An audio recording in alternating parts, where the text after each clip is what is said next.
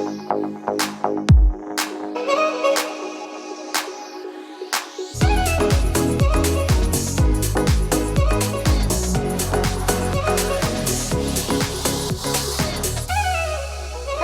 to this ET Now special. Today, I'm not coming to you from the studio, but I'm coming to you from the newest social. Yes, it's open near our office and our studio in Noida. And joining us, the man of the moment, Riyaaz. Thanks for joining us here. First, I got to say, smashing new place. Thank you so much. It's massive. I'm so glad it's near my office. But more than that, what I love is the decor, very 50s, very 60s. Yeah, so the inspiration behind this particular social is the single screen cinemas. Which brought a lot of glamour to the Bollywood industry in the 60s and the 70s. It's kind of called the Bombay Art Deco style. Okay. And we have shamelessly imitated that. And we try to create a kind of a slightly different experience and into going out. The idea really is to combine visual as well as audio and create a more immersive experience. Okay, it's about an immersive experience and you'll do acts, live acts and stuff? So we'll have acts along with VJs and DJs together.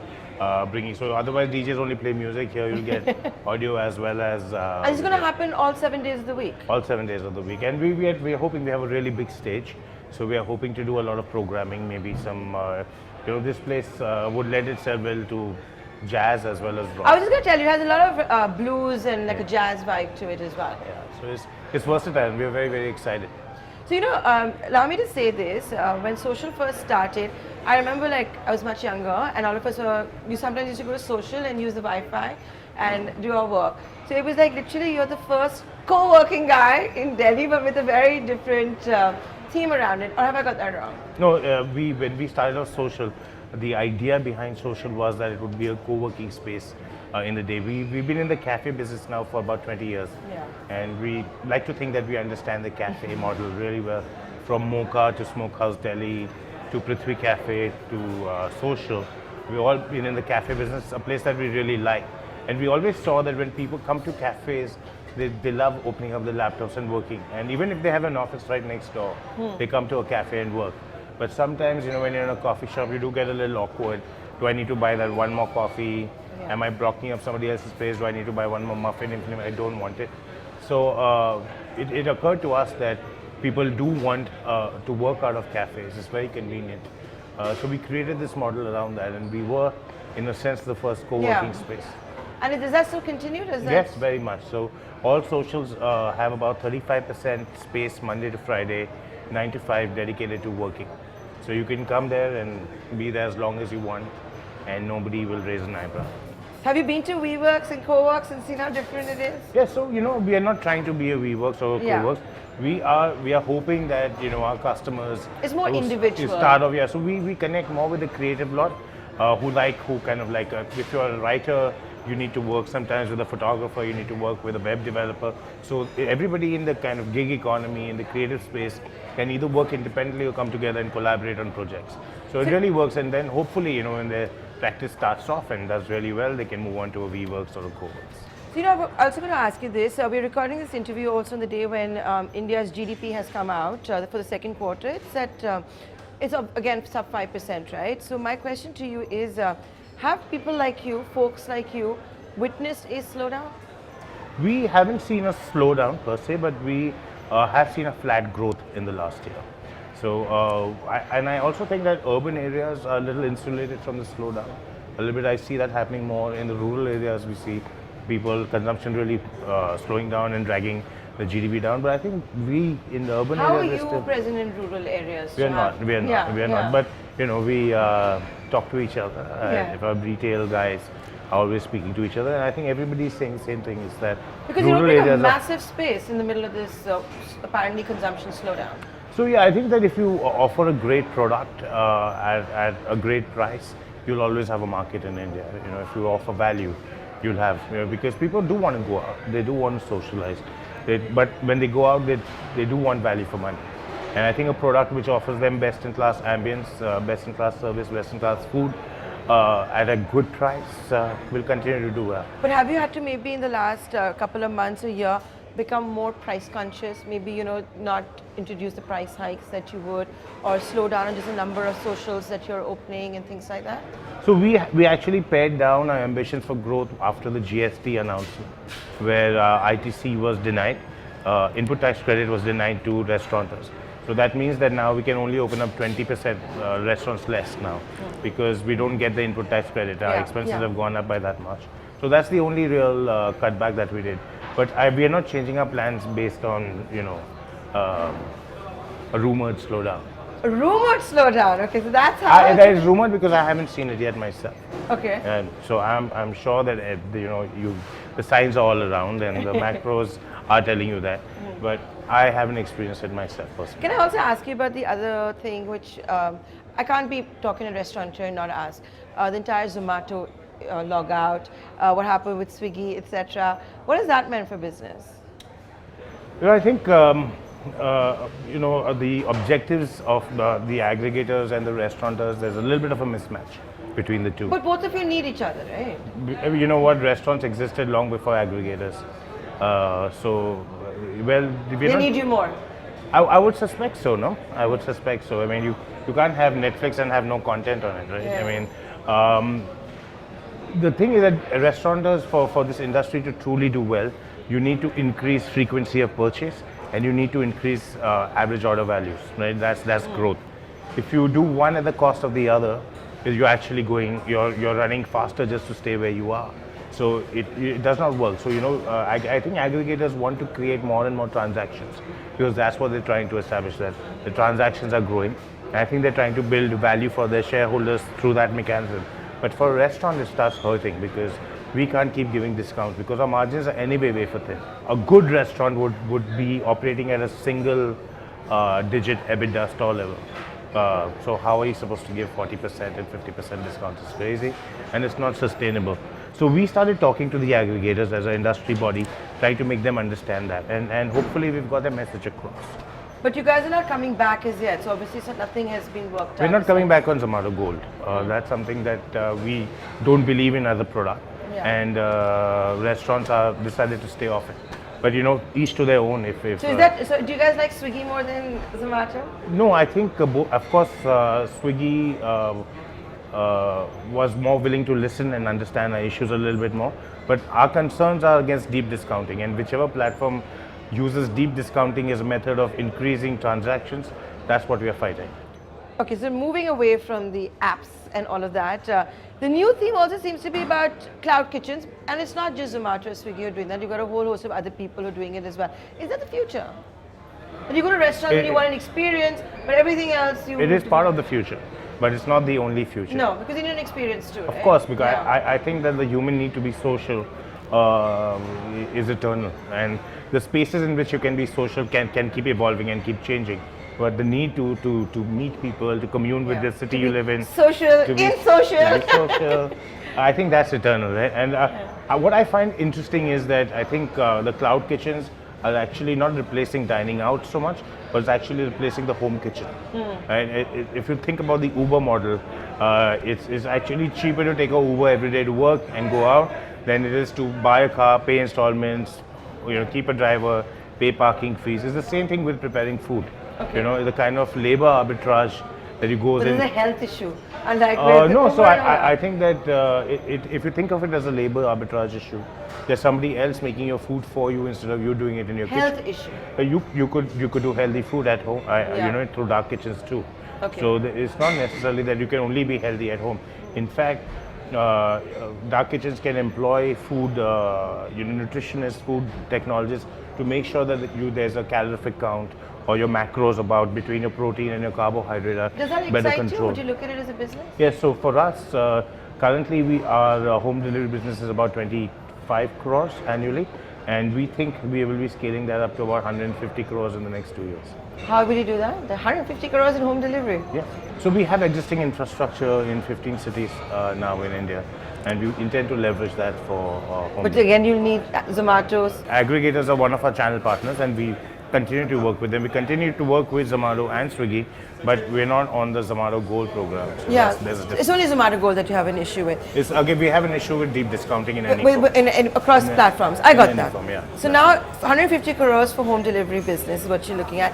What about the restaurant business? So, we've been growing pretty well. We will be How big are you now? about 120 kilos. Okay. Wow.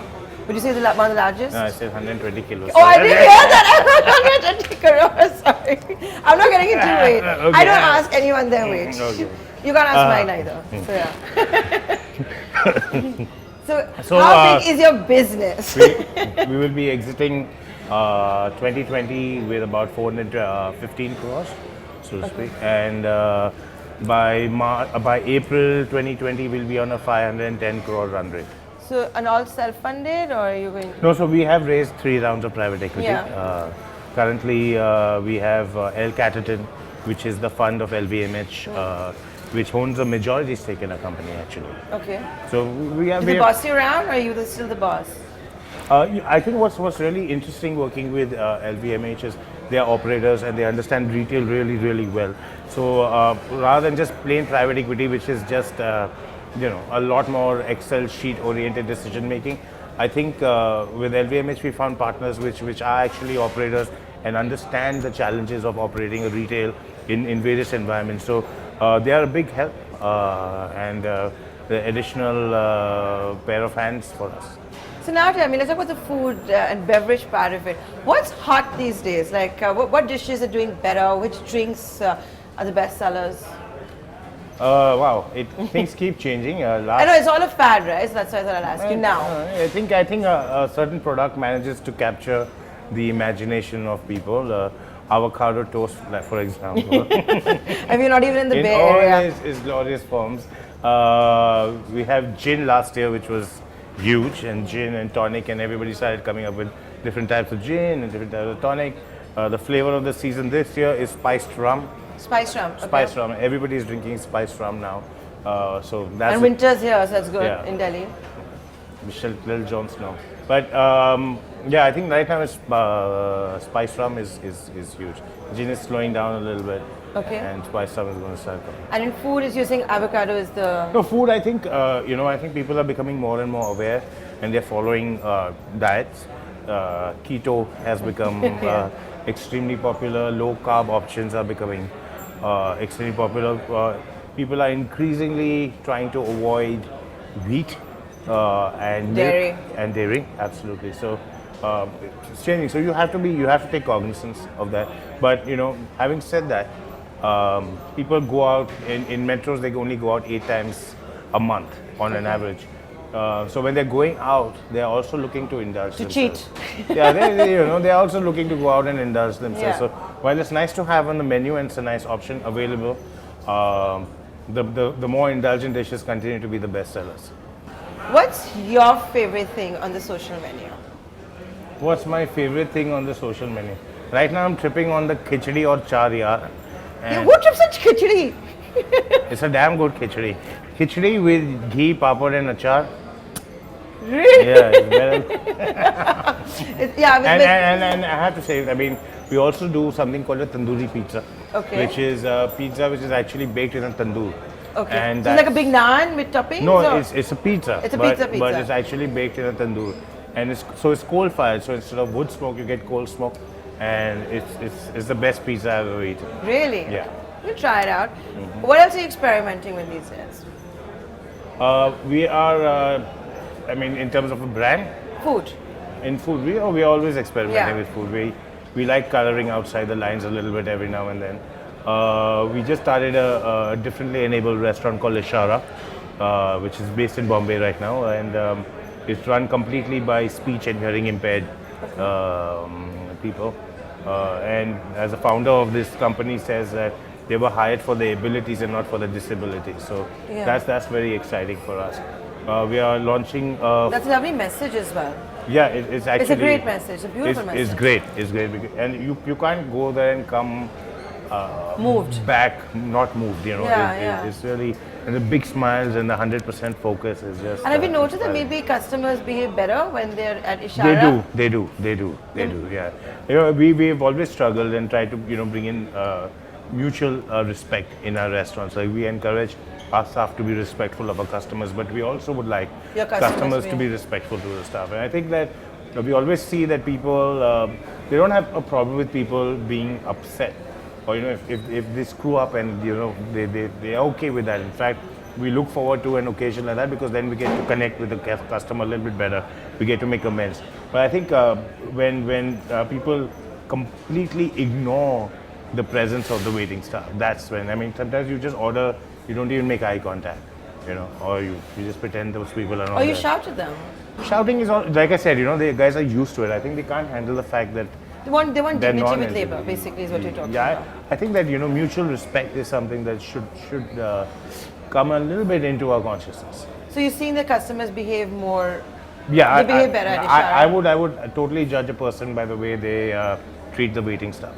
Okay. I would kind of, that would be my barometer for judging what kind of a person there is. Yeah, because it shows you the kind of person. Yeah, I I totally get that. And then what else? What else are you planning? We're doing a traditional French bistro. Okay. We have a restaurant Bombay? in Bombay.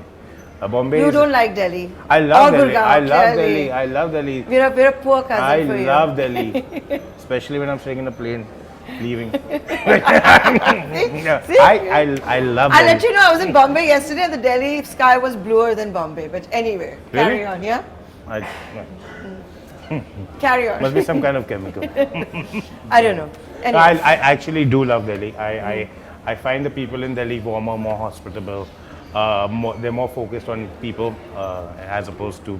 I come to Delhi, people come pick me up at the airport, take me for lunch, dinner, breakfast. They're in my face all the time. Abhi Vela, is that what you're trying to tell us? No, I just think that Delhi people put a lot more equity Effort.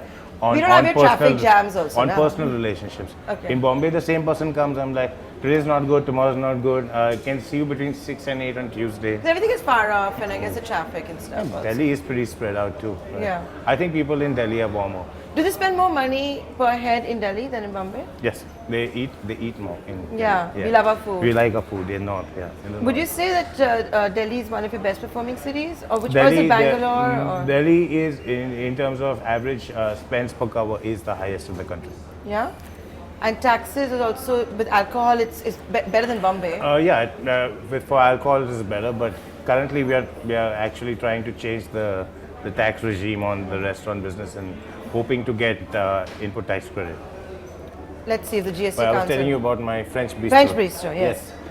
It's called Soufflé S'il vous plaît. Okay. And it's a traditional French bistro specializing in soufflés. Only souffles.